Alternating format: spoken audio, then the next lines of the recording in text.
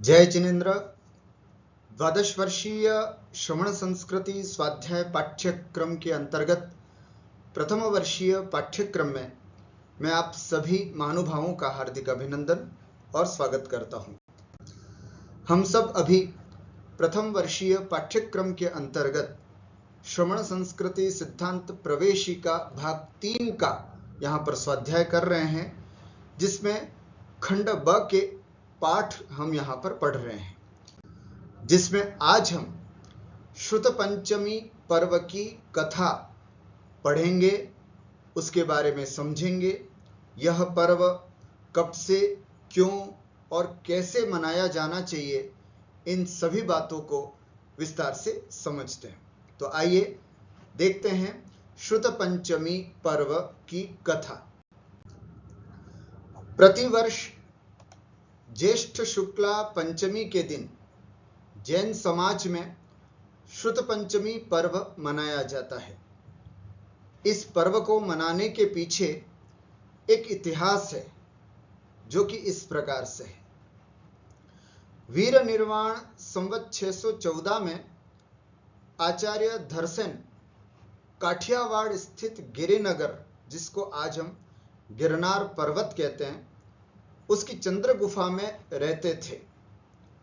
जब वे बहुत वृद्ध हो गए और अपना जीवन अल्प जाना, कम जाना कि बहुत थोड़ा बचा है, तब श्रुत की, ज्ञान की, शास्त्र की रक्षार्थ उन्होंने महिमा नगरी में एकत्रित मुनि संघ के पास एक पत्र भेजा। तब मुनि संघ ने पत्र पढ़कर 2 योग्य मुनियों को गिरनार की ओर भेज दिया। वे मुनि विद्या ग्रहण करने में तथा उनका स्मरण रखने में समर्थ थे, बहुत बुद्धिमान थे और प्रतिभाशाली थे, अत्यंत विनयी, शीलवान तथा समस्त कलाओं में पारंगत भी थे। जब वे दोनों मुनि गिरनार की ओर जा रहे थे, तब श्री धरसेनाचार्य ने एक स्वप्न देखा। उन्होंने देखा कि 2 श्वेत वृषभ अर्थात बेल आकर उन्हें विनय पूर्वक वंदना कर रहे हैं। उस स्वप्न से उन्होंने जान लिया कि आने वाले 2 मुनि बड़े विनयवान एवं धर्मधुरा को वहन करने में समर्थ हैं। तब उनके मुख से अनायासी जयदु सुयदेवदा, जयदु सुयदेवदा ऐसे आशीर्वादात्मक वचन निकल पड़े। ये शब्द प्राकृत के हैं, जयदु सुयदेवदा, जिसका अर्थ है श्रुत देवता की जय हो, श्रुत देवता जयवंत हो, मां जिनवाणी की जय हो, ये अर्थ है इसका। पुनः बोलता हूं, जयदु सुयदेवदा, जयदु सुयदेवदा।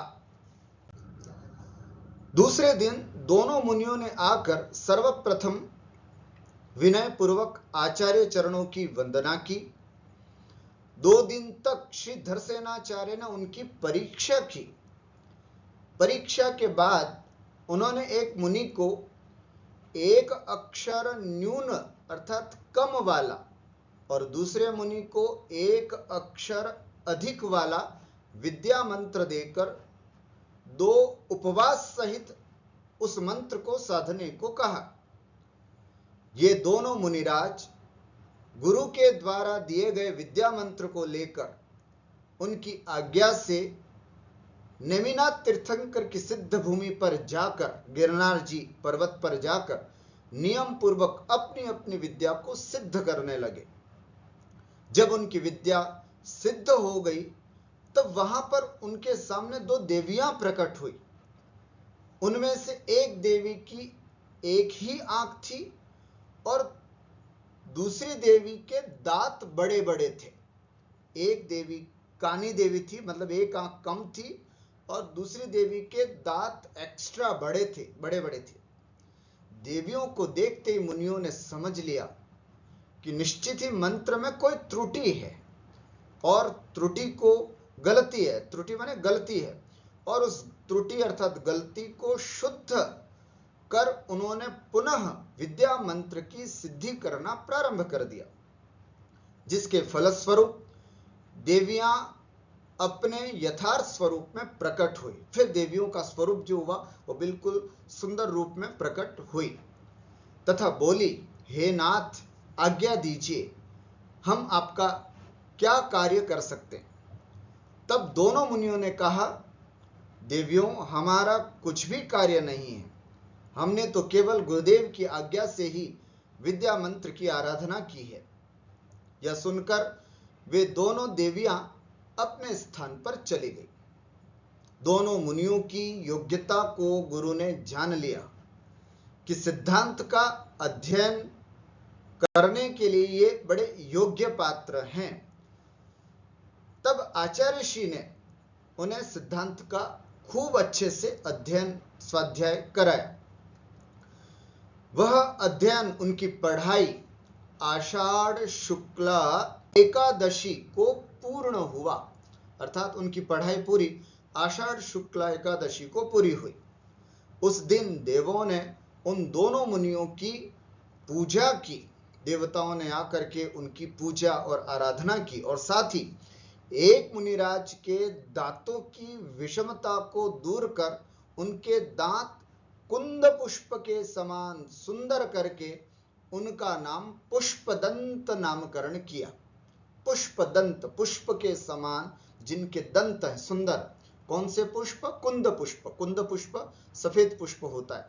सफेद कुंद पुष्प के समान जिनके दंत हो गए, देवताओं के द्वारा कर दिए गए, ऐसे मुनि को पुष्पदंत के नाम से जाना गया। और दूसरे मुनिराज की भी भूत जाति के देवों ने सूर्यनाद, जयघोष, गंधमाला, धूप आदि से पूजा कर भूत बलि नाम घोषित किया। भूत माने भूत जाति के देवों के द्वारा, बलि माने गंधमाला आदि धूप आदि जो सामग्री है उसके द्वारा उनकी पूजा की गई, इसलिए भूत बलि नाम घोषित किया गया। कुछ दिन बाद श्री धरसेनाचार्य ने अपनी मृत्यु का समय निकट जानकर शीघ्र ही योग्य उपदेश देकर दोनों मुनियों को कुरीश्वर नगर की ओर विहार करा दिया कि अब आप निकल जाएं, अब आप आगे धर्म की प्रभावना करने के लिए चले जाएं। तब भूतबली और पुष्पदंत मुनि ने अंकलेश्वर, जो कि गुजरात में है, आज भी है, वहां आकर वर्षा काल अर्थात चातुर्मास किया। अर्थात आचार्य पुष्पदंत और आचार्य भूतबली, जब पुष्पदंत और भूतबली बन गए तब उनका पहला चातुर्मास अंकलेश्वर में संपन्न हुआ। वर्षा काल बीतते ही, समाप्त होते ही, पुष्पदंत आचार्य तो वनवास देश और भूतबली द्रविड़ देश को विहार कर गए, दोनों अलग अलग हो गए। पुष्पदंत मुनिराज महाकर्म प्रकृति प्राभृत का 6 खंडों में उपसंहार करना चाहते थे। कौन सा? महाकर्म प्रकृति प्राभृत का 6 खंडों में उपसंहार करना चाहते थे। अतः उन्होंने 20 अधिकार गर्भित सत प्ररूपणा सूत्र को बना करके शिष्यों को पढ़ाया और भूतबली मुनि का अभिप्राय जानने के लिए जिनपालित को यह ग्रंथ देकर उनके पास भेज दिया। लिखा किसने? पुष्पदंत मुनिराज ने, है ना। 20 अधिकार थे उसमें और उसको फिर जिनपालित के द्वारा उस ग्रंथ को भूतबली के पास भिजवा दिया। आचार्य पुष्पदंत एवं भूतबली ने 6000 श्लोक प्रमाण 6 खंड बना दिए। उन 6 खंडों के नाम हैं जीवस्थान, क्षुद्रक बंध, बंध स्वामित्व, वेदना खंड, वर्गणा खंड और महाबंध। इस प्रकार 6 खंडों के इस ग्रंथ का नाम षट्खंडागम, यह नाम पड़ा। भूतबली आचार्य ने इस षट्खंडागम सूत्रों को ग्रंथ रूप में बद्ध किया, आचार्य भूतबली ने। और ज्येष्ठ सुदी पंचमी, जो आज का दिन हम जिसको पढ़ रहे हैं शुद्ध पंचमी, ज्येष्ठ सुदी पंचमी को शुद्ध पंचमी के नाम से जाना जाता है। क्यों? क्योंकि आज के दिन ज्येष्ठ सुदी पंचमी के दिन चतुर्विध संग सहित कृति कर्म पूर्वक जो पूजा के आवश्यक सभी कार्य हैं उन सभी को करते हुए महापूजा की, किसकी? शास्त्रों की। उसी दिन से यह पंचमी कौन सी? ज्येष्ठ सुदी पंचमी शुद्ध पंचमी के नाम से प्रसिद्ध हो गई। तब से लेकर लोग शुद्ध पंचमी के दिन श्रुत की पूजा करते आ रहे हैं। आचार्य भूतबली ने जिनपालित को षटखंडागम ग्रंथ देकर आचार्य पुष्पदंत के पास भेजा। वे अपने चिंतित कार्य को पूर्ण हुआ देखकर और श्रुत के अनुराग से चतुर्विध संघ के मध्य जिनवाणी महापूजा कर अत्यंत हर्षित हुए। शुरुआत आचार्य पुष्पदंत ने की और पूर्णता आचार्य भूतबली ने की। पुनः भूतबली ने ग्रंथ पूरा करके वापस पुष्पदंत मुनिराज के पास भेजा। वे भी बड़े प्रसन्न हुए और हर्षित होकर के सबके साथ मिलकर के उन्होंने भी उसकी विस्तार से पूजा की। श्रुत और ज्ञान की आराधना का यह आज का पर्व, महान पर्व, हमें वीतरागी संतों की वाणी, आराधना और प्रभावना का संदेश देता है।